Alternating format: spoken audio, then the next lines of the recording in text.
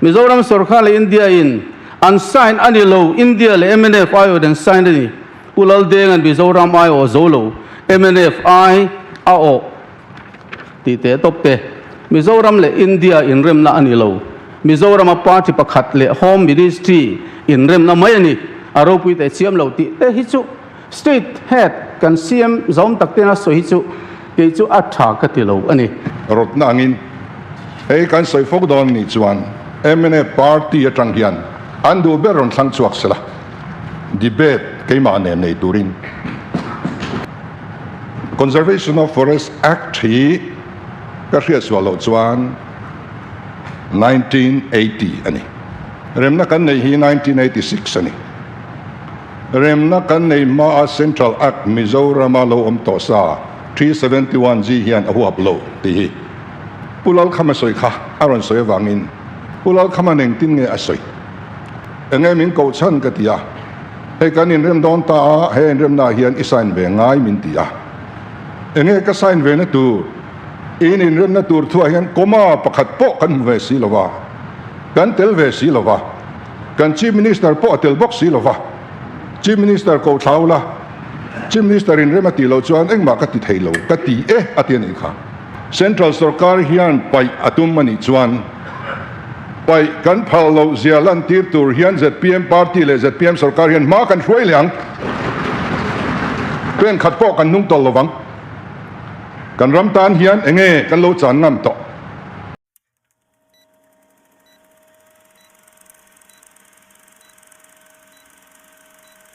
Hey, calling attention motion kan dong tukina members of Dr. Arlal Thanglia na changin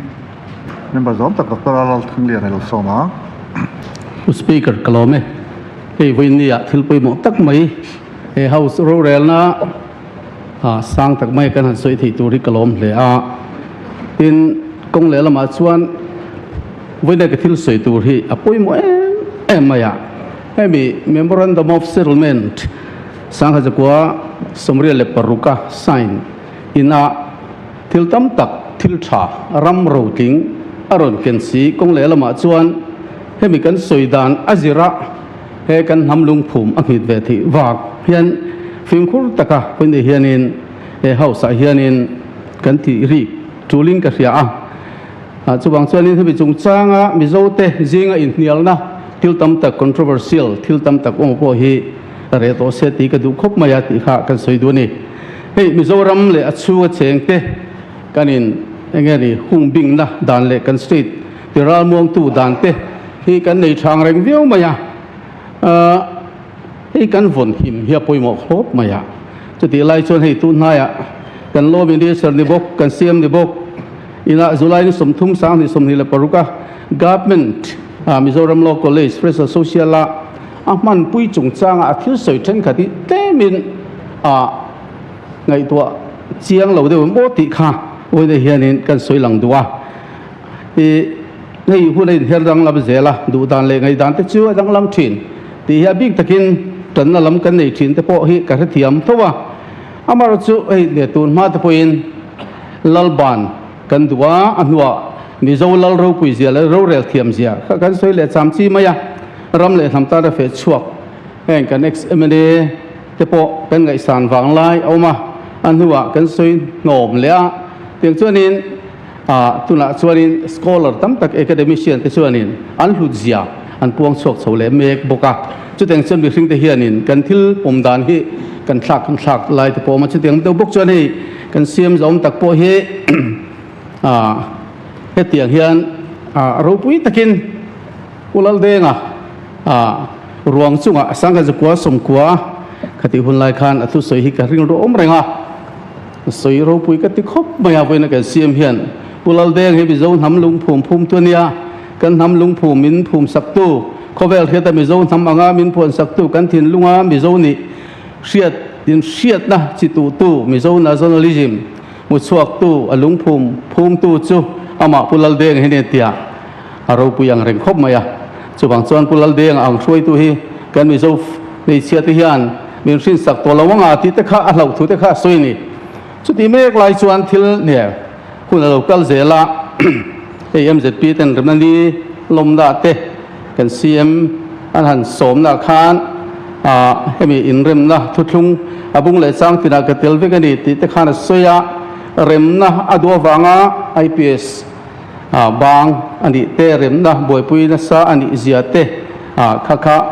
มิโซมีปุยตะปุยกันเทียดชินไล่เขามาถ้ามีวังคันนี้จะปีตะปุขันลำมัวละซอยมวยตะขันหลานตัวเก่งเฮคันยาตัวมาขันก็ซอยเซลล์อันนี้เฮ้ตัวนั้นสุรคาร์กัลเมกะเฮียนินทิลก็ซอยดูจุโซรามีปุยตันกันดูเราไม่ไม่ได้ปุยกันสุรคาร์ไล่ official resolution กันปุดลุกลุ่มสังหิเลสมหิเลปฐุมเซมลิเซสนา FCAA กันดูเรานะกันหันตาร์หลังofficial resolution ค่ะสุดที่เมื่อไรส่วนตัวสุรคาร์กันกัลสวะที่ละเฮกันหันป้อมเลยแต่ไม่สีขะหาเราที่ละนะกันหันหลานที่จุกกับวีคบไม่อยากอารมณ์เจ็ดหลักนำปุยสวยนะเฮียอักเสดิงกับเฮียนี่ส่วน CM เวกนี่เมนู President นี่ไล่ขันอินเรื่องนะจงอาอัจฉริยะสตาร์ชกเป็กที่ตะข้าสวยเลยบอกเสียแต่ขันทุกสวยเฮมุดได้เสียขันดังที่เฟลวิ่งกับเฮียตุนหัวกัน CMเฮียลเตลนี่ตากะพี่ชวนินทุกสวยฮีฟิล์มคนง่ายแต่เล่ไม่ตุนักพี่ชวนินเป็นสุรคาร์เนี่ยเป็นเตลอันสุรคาร์แต่อิงคิงตกอังเดียวรัวละเฮียนกันอินมุตาเดียวเงี้ยนี่ก็เท่าละวะเองก็หมดสองเฮียนินอินคัมเตอร์เล็กๆเฮียนที่เราอมทีนี่ก็ที่ซูโร่คอลเลจทุกสวยคอยลายมาอากติอันนี้เราเต้นที่ตบเตยสุอดีตเราอันนี้ผู้สปีกเกอร์ Memorandum of Agreement นี่เตะมิโซรัมสุรคาร์อินเดียอินอันไซน์อันนี้เราอินเดียเลย MNFI อันไซน์นี่อุลลเดงอันมิโซรัมไอโอโซโล MNFI อาโอที่เตะตบเตะมิโซรัมเลยอินเดียอินเรมน่ะอันนี้เรามิโซรัมปาร์ตี้ประคัดเลย Home Ministry อินเรมน่ะไม่นี่อารมณ์พิเศษเสียมเราที่เตะฮิจุ Street Head กันเสียมจอมตักเตนะสวยฮิจุกี่จู่อัดฉากกันที่เราอันนี้ตัวบางส่วนเตียงถูกัน Chief Minister มิว Law Minister ที่พวกกินLaw College ไล่ตั้งแต่น่ะเลี้ยงหาละสวยฮีปุยกันที่ตักพิเศษจุดที่รัวลิงกัน Home Minister พวกแกทราบดังเฮียนเฮ้ยกันที่เทลุปุยเฮียช่างตัวกับ Home คนเสื้อนี่ที่วาง Home เขาเราเนี่ย dress MZP หัวเขาแต่เรื่องนี้ลมน่ะข้าน่ะทุกสวยข้าอารมณ์ผมที่กระเตียงเรื่องกัน Home Minister ขันเฮ้เรื่องนี้เฮียนเรื่องนั้นเสียมตัวเราถ่วมตัวเราเป็นช่วงMNF แต่ช่วงอารมณ์ถูกันสวยเราเป็นส่วนกงเราเสียสักกะเราถุดแข่งเกียนตู้พวกเราทันโฮล่ะอินเป็กนะคะกันซอยมวยนนเลยก็ทันช่วยตู้เตมิโซซิลไลโพลเตเลเรมนาตานาถกตู้ดังส่งเตกันซอยมวยบกอันนี้อาทิยาอารมณ์คบไม่กันโฮมิดีสักทุสวยค่ะส่วนนี้เฮตียงที่หลังกัลโซเซลเฮียนินที่ดังข้ารงไก่หอยตายังบอกกับเฮียนินกันชีพมินิสเตอร์เฮียนิน ILP เลย Article 371G หน่วยกัน Special Provision แต่ค่ะ Central สุรคาร์นั้นดูหุ่นลากบุตรเลยอินหุมหิมะตานารินลากโตกโลอังเฮียละโลโคเลซิลไลเตมาอันสันสวยจุยบกค่ะserious นี่ผู้ speaker มีผู้เตมินทองตักเสตาเอเบเดสังกันนี่ละว่าคอนเกรสเตทองโซนเต LPS เตเจนินกันผู้สัวว่าacademician มีเทียมเตเนนลำส่วนนี้โซนเตละเป็นโซกัลเซียมเต LPS ละเป็นผู้ยังไงนี่ผู้ข้ามาวันนี้เช่นอะไรนั่นสายตัวเป็นระดับผู้ตัวเตอันว่าตัวโกมาเตียงข้านินที่ทางสังฆะตั้มตักข้าจีร์เชียนอ่างไอตามีบาร์ใครคบมาอย่างที่สุดเฮียนินเพื่อจะเล่สมสรีเลปริยัตนะ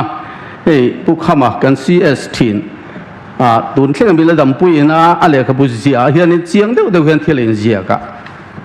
เฮ้ยที่เฮียนทุกช่วง signatory กันอีเวดอนส่วนนี้ Chief Minister ผมปุ๋ยนะกันอีเวดิกัตยาจู่ๆขัดที่หุ่นไล่ Chief Minister ผมปุ๋ยนะผู้ฮอลผมปุ๋ยนะแต่ขัดที่ขันอัลลอฮ์ทับอันนี้ตีเตะอัลลอฮ์อมเลยเป็น Peace Accord จุงสร้างเฮียนผู้ข้ามาขัดที่หุ่นไล่กันเสียนสุรคาร์เรมตีน่า assign เวอันนี้เจียค่ะข้ามีว่ากัน assign อันนี้เจียเตะจุบะกัจวันผู้ฮอลเต้นเดินหุ่นโอ้ยหมดตักจีบมินิสร์นี่นะเต็มเก็บไว้ได้มินิสร์เทนกัดเต้นเนี่ยกี่อันนะเริ่มน่าบูรวกชาอันเสียบนางสงแต่ข้าอารมณ์เจียกอันนี้ที่ลี เนี่ย politics sa in be na hian pang lo wil he thil ka du khop maya chuwang chuan thil dik ziding panga hi chu kan ram hianin kan mi puite kan thria ta poimo di chuwang chuan phek za somria le pathum na pu khama is retired azia ege rem na sign tu zinga poimo tak mai din huna chel khan wini mi la dam puya tiang hian zia ka in rem siam tu hian political party sang sang te ko than throi tu sang sang te Mizoram NGO nge nagin MLA te hian India sarkar ne din rem na an siama Mizoram mi puite nge na bozwin India sarkar ne din rem na siam ania wangin mi pui ayo MLA te hian rem na Bilo se thiam la ko ai kan member zom tak kha material pol lom pakam hi speaker rep tina lo chon share so hi ania hei ka pedon se he mo kha rep tina la ma sak lo chon rep lo tak pol lom pak presentation ale ka lo siang so ani rem ti na zelin phek za le somri le pasari pu khama le khazia ga te hian Mizoram ta ne mene te pek na hero pui kan ti a street kan nei te hi an thora liao ani te kha atia teng khanin tin pu speaker irem ti nei hei a copy pui ka pedon thau cha parliamentary proceeding a hianin a proceeding a hianin Indian Constitution amendment som ngale pathumna bill 1986 le state of Mizoram bill 1986 debate hi angai nom khop maya parliament lama Mizoram state bill soi hona an nei na record hi ka hai chuaka nakina iphaleng ka pedon cheni ta chunin a toy zongin khati hunlai deputy speaker minga sei khot maya bijai wada raw hianin tiang asoyani he 53 amendment bill chung sang hian we welcome both these bills and the Constitution 53 amendment bill and the state of Mizoram bill whose main objective are to implement the Memorandum of Settlement that has been signed between atitani elahana signature petu atihi that has been signed between the government of India pakhatna panina government of Mizoram and pathumna the Mizo National Front article ani chuan kil thuma changa hei signature omani government of India sarkar ayote government of Mizoram sarkar ayote MNF ayote chuan hemi tum hian pu speaker thil ngai nom deu chu vote an thaka ti mai la voice vote ngen ti ka hello zanile somko le pasari vote atla a zanile somko le parukhanin yes antia mi pakhat chin nowatia chu hetalan dan suan Mr. Ready si janga tiania chu mi dilo chan an vai hian lo pom ani chu wang chuan thil controversial tak hi kan house a hianin chang hi chuan kan soi fia ngai ve hioma hei pulom kunga kan thian pa te ponia ni yes valane chuan kan chuan vor tak mai po hianin hemi chung chang hian hei sum thei lo ni karinga ipal na bukin thu soi hi kan khuat du loka chu mai ni lowa kulal du oma berina alo boi pui thin in rem na kha soi nom le ang deu ta aro pui vak lo han ti vel te kha hei hian thila chok nok na sa hle mai te kha aron ti ta kha ania chu wanglai ni chanchin bu khanin a chuak ngeng he chu wang chuanin tu tenge in rem ti lai bor hi soinon ngai to lon pu speaker he au sa hian tian chiang toila ka du hle mai ti ka soi du ani chuan academician te tongkam te po hi kan thriat atha ka tia hey peace accord kan han tia doctorate degree han nei nga thi aping po ipalden kan labange Dr. Sinun de ka Pachung University College hian in tian soya Memorandum of Settlement 1986 June somtuma sign kha party pani pol pani ani lowa pol pani mi pani agreement ani lo tripartite agreement ani mi put Pathum India ayo RD Pradhan Mizoram sarkar ayo pulal khama CS uhola sarkar dinani chu MNF ayo pulal denga chu bang chon rem hi mi pui ta chan rual na ko than ho tong chai na le zir lai pol chena malak na kha ani ti kha kan riat apoi mo khop maya chuwang chuanin voini hian kan nam thuthung khoi poi zonga ILP kan han ti te soi sop zonga article 371 te soi sop zonga pu speaker กันเฮาตูเตอบีกินกัน House Leader เตอันสวยเลยเจ้าที่จะฟิล์มขุดยังไงกันเตียให้กันดร.นุ่งจะติวมีเฮทุสวยกันกวดลกในพลีนมิโซรัม Chief Secretary นะ assign โดนassign จวน Chief Minister พลนัตลวิน assign โดนลูอธิดิกเจ้ามิโซรัมมีปุยเลยสุรคาร์ส่งตาเฮียนเฮ Peace Accord Memorandum of Settlement ตาเฮียนมิโซรัมมีปุยอายอเตนัน sign ที่เฮก็สวยดัวเต็นจุบากา Supreme Court Judgment ก็ติปล ILP เลยที่ 71G เฮเราเสถียรปุระอังเจ้าคู่กันนี่โดนอันนี้การช่วยตู้และนี่ตัวแต่pointเองปาร์ตี้มีปนนี่ละสิงคโปร์ Prime Minister ลีกวนเอียนอาศัยอย่างเดียวเล็กยันแห่งนำตักอิชูที่ไหลชวนดินการสักขัดอ่างายไอรอนอาทิตย์ไอรอนอ่างาสักนี่อ่างายช่วยตู้ชนิดตัวชวนการรำแวงหิมตัวชวน politician ที่ยันการถิ่นลุงถิ่นลุงสักขัดที่กันยังไงปาร์ตี้ส่วนกันดิมไปไม่ถี่อามาร์จนนำทุกช่วงกันนำทิลข่อยที่จนกันฟิล์มกุระง่ายเนี่ยที่ให้ Professor นงเกลเฮมิโซรัม University จวนอันนี้เฮทิลชิกมีตะกันเนี่ยที่นั่นสอยอีพาเลนมิโซรัมสุรคารินเดียสุรคาเล MNF นั่น sign อันที่นี่ปุ่นก็บัวเอาบุกะข้าจูสอยบวยอ่างไอโตโลมันนี่ที่ข้าstatement เป็กด้านนี่ที่เฮกันสอยด้วยนี่เราเทตัวเอง brief อ๋อเราเทตัวเองส่วนส่วน academician ชัดตักที่ยันอันทุกข์นัตั้มตะกะเฮียนวันนี้เฮียนมิโซอากอร์ดกันติเฮียน MLOS Memorandum of Settlement หลุดนะโมอัดติเชียงให้มีกัลตั้งกันเราในตัก Article 371G รูปบิกเสียเต JNK นะ370 Temporary Provision with respect to the state of Jammu and Kashmir yang mai nivelo special provision with respect to the state of Mizoram ti khap ani wang hian anget big ani ti hi when the hearing kan soidu ani chuan atop lama chuan he tia Peace Accord akan han ji anan thlap hian thil hi ating het me ma constitution chu hei Dr. Nundika hian sinaka soin khani phalin te hian amen the ni masala remna thuthung ero hi chu siam danglam thei ani to lova anghita atia chuwang chuan kan tran chan tur lian ber ani ta a chuwang chuan mizo nam ro hlu wonia kan nam sipai tena min hu che hi aro pui tak set ani ti hi kan soidu ani chuwang chuan mizo mi pui song du thu sama zia mitin huwa premna thalutuk ani lo mai thei amaro chu boin ne hian he ni hi chuni poimoni ti hrein sarkar pon chor puangin kan mang ani chuan zun ni somni le pariat sang ni le paruka atop nan pu speaker I phalnein khati lai khanin pu speaker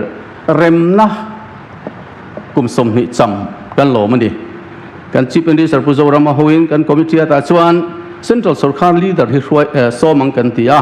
Uman Mohan Singh khati hunlai prime minister kha kan juk soma marosu lo thei lowa rampon chu angai wangin le kharun thona chuaron le aron ale khathona chuan arupu hi katia ei kan hai chuaka the Mizoram Peace Accord at any point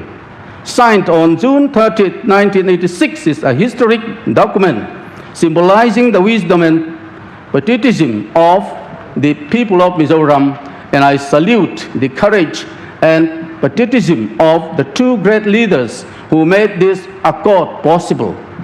Our beloved leader and former Chief Prime Minister, Sri Rajiv Gandhi, and the great leaders of the Mizos, Sri Laldenga, demonstrated to our people and to the world that through dialogue, negotiation, and through peaceful methods, it is in fact possible to resolve the most intractable issue. Article merupi katia. So I have to hear in Home Minister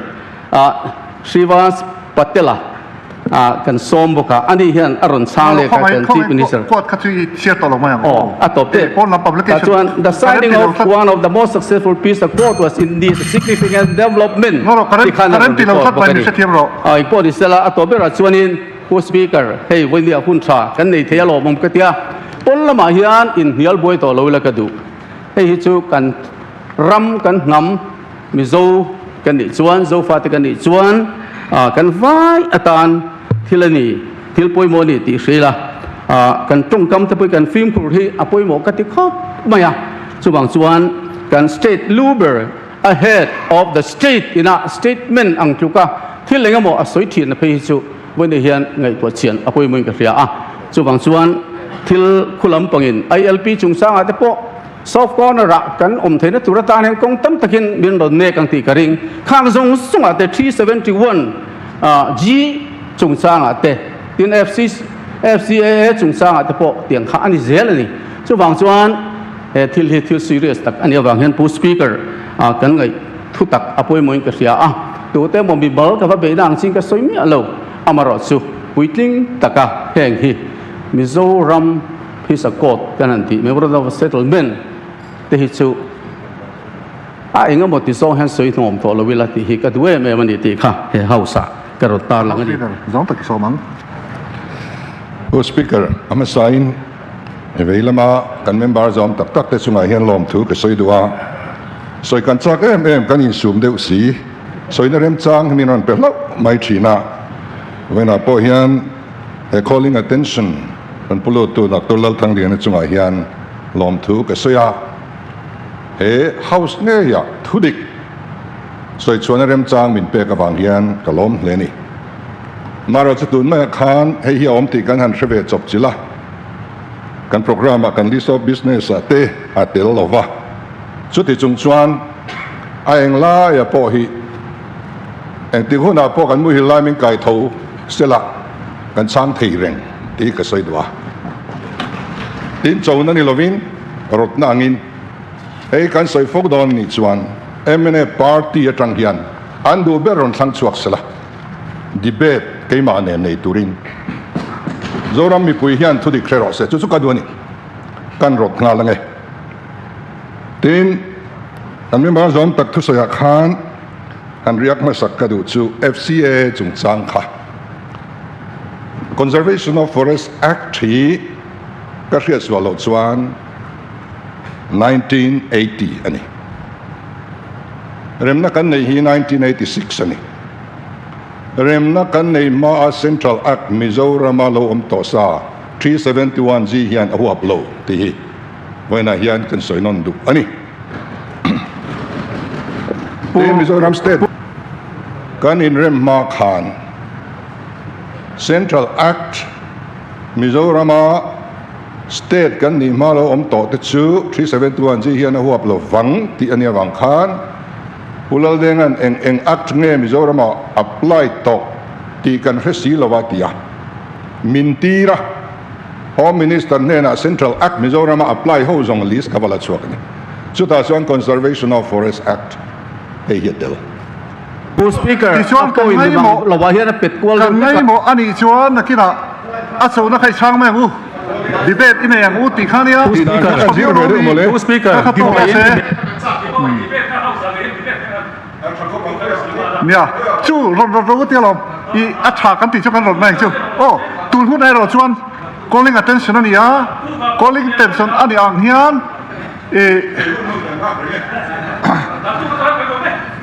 chu hun sara ka sei dan chu calling attention motion kan sei Speaker u khong ai thil pakhat che ka lo soi calling attention ani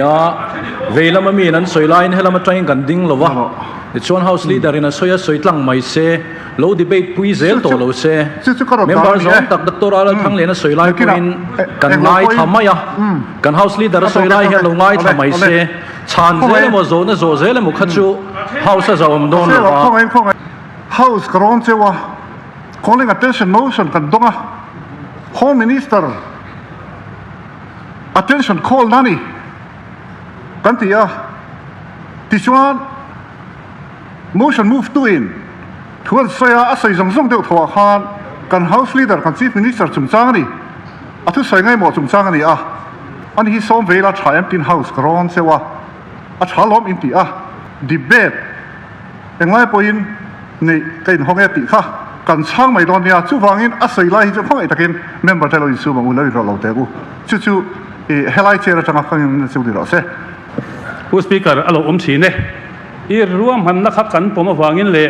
kan house leader ming po ri ka wangin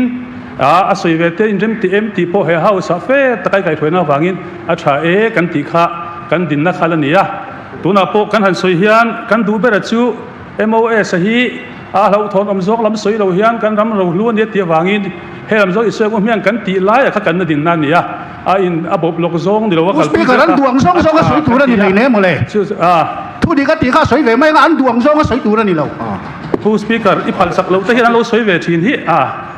บ่อยทักทีนะจุบันสัมผู้สปีกเกอร์ calling attention dan kalin i veila mami ten aron ding sek bo kan ikha không ai lấy số là thì cần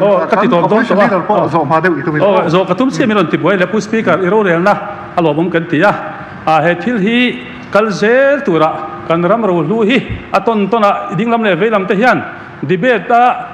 อินโซกันตีเตโปข้าจูกันตีหุ่นกันตีไทยกันตีรัวลินค่อยมันเอาพวกกันรำรูลูฮีลุนนะแค่สองตัวละติปาระเราจงกันสวยฉายตีเตะค่ะฉากตีอะไรจู่ๆผู้ speaker คุณจีน่ะอีเวลามันมีเตียน house กัลพุ่งกิสาโตเซกตีกันเงี้ยเนี่ยอะไรกัน house leader ซึ่งสองเราเลยเนี่ยผู้ speaker มิโซรัมเฮียนไว้ซุ่มดองดันนัน trading by non-tribal regulation ขักันในที่นะให้พอย Supreme Court reasonable ลินอันมังเลเวตีนมินไปสักได้ตอนนี้ผู้จอดชูงข้านกุมสอมตาน extend นะจุมินว่าจวนกันจานเห็นตานี่จู่วางินตับชักโซลาเฮียนอินโทรสวักฟักระวังงั้มโลจิลาเตียนจลาเตียนจิลีน้องไม่ลงไอ้อาถวยระวังฟิล์มคุรังกันเตียนนี่ล้อมนี่โซรัมช่วยตูนู่เลยป้าตะกันนี่ชวนฟิล์มคุรจูลน้ำมันฟิล์มคุรตูริงกันเตียงน้าปังโปทลานเดียมไม่เทนะขามก็ว่าอมนี่ชวนฟิล์มคุรตูริงกันสิลดอนล้อมนี่จู่วางชวนแห่ง ILP กันตีส่งเตะแห่งฮีไปเทอันนี้อันไปดอนชวนมิโซรัมสุการันโรนังตีเจ้าอันนี้จู่วางชวนคาสมีร์เตปอลเราไปตัวมิโซรัมเงยปอไว้ซุ่มดองดันนานเตมิโลไปสักตัวอินมังอุจวกลุตุกมินเตียวางอินจู่วางแห่งฮี reasonable ตะกันมันง่ายกันติไม่อันนี้Central สุการเฮียนไปอาตุมมันอีจวนไปกันพาเราเสียลันทีตัวเฮียน ZPM Party เลย ZPM สุการเฮียนมากันช่วยเลี้ยงเพื่อนขัดป้อกันนุ่งตลอดวังกันรำตานเฮียนเงี้ยกันโลจานงำต่อเงี้ยกันโลเป็กต่อกันทันเฉงไงลงอามาเราจู่เดวินเซลงกันเตี้ยนี่ตัวนางไงป้อให้ไว้ดันนดานเตป้อ Prime Minister กัชิลา Home Minister กัชิลาpermit ในเราเลย overstay อันตามลุตุกงั้นติดช่วงโดนนี่กันที่reasonable ตะกินินมังเรามินตีก็เขาวางอิน Prime Minister เลย Home Minister กัชิลากันนี่ Central ไว้เมื่อเนี่ยนะบอกสุดานตัวพวกกันซุยนี่ตัวไม่อาเฮียนไอ้โจ้เขาพูดช่วง local council กัลคอมน่ะกัวเลียนามินโซมานิเวงเช่าน่ะทักตัวริงกัชิลเลยโดนนี่เฮ้ยกันเวนี่อามารู้อมเซนินปงตีนิลาวินก็ตาพ่อมินคิงทยามินไปสักทยากาสมีร์ที่พอเราไปสักตัวไว้ซุ่มดองดันนั่นที่พอกันเราในโลภะตัวฟิล์มคุริจวงไงเวกันตีน่ะไม่อันนี้จู่บางส่วนอารอนตูร์กันนี่ลายกันเริ่มตีนั่นละง่ายตีจันเจ้าตีเอ็งช่วยตุ้งเองกันนี่เลยมีปุยก็ติ้งให้ดอดกันฟิลเฮ้ยมีวางเห็นทุกที่กันสวยอะไรผ่าทีนตีอาเจียงอะไรอย่างเงี้ยนี่จู่บางส่วนนี่สวยดัลเลยล่ะสวยตักฟักบกเลยล่ะอาเจียกันตักเห็นสวยไม่ถูกจู่นี่ไม่ตัวเวลาชวนผู้สปีกเกอร์เนี่ยนี่เวลามาชูเตียนอาจารย์อินปกติเอ็มพีจางอินมินบานะปกติMLAจางอินมินบานะปกติกะลีมันหาละปกติคนเป็นผู้เชี่ยวชาญนี่เข้ามาเลยผู้เชี่ยวชาญเลยผู้สปีกเกอร์เลยเองส่งให้กันเราตัวตั้งตัวไว้ในเฮียน ZPM Party และสุรการฮีปฏิญาณินเฮลัยชุดตัวรินมินดูริยาเองที่กามาจุงละมินหุ่นมินเป็ดช่วงนี้จนกันหิงดอนโลที่จะใช้กัน